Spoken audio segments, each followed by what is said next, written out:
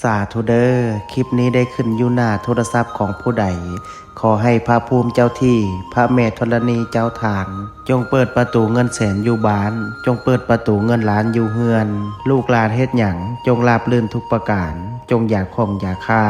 นึกคิดอันใดจงมาคว้าเอาอันใดจงไดพระอินทร์ขอให้มาทรงพระพรหมขอให้มารักษา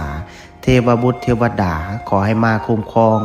ขอให้สุขกับมั่งขอให้หั่งกับมีขอให้เป็นเศรษฐีหน้าใหม่ขอให้รวยทันใจทุกประการดวงเปิดชีวิตเปิดงานเปิดค้าขายเปิดเงินแสนเงินล้านจงไหลเข้ามา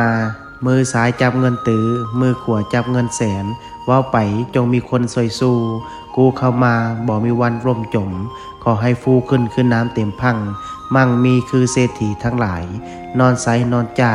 อูอะอูอังนะโมพุทธายะท่านใดที่ได้ร่วมพิมพ์สาธุ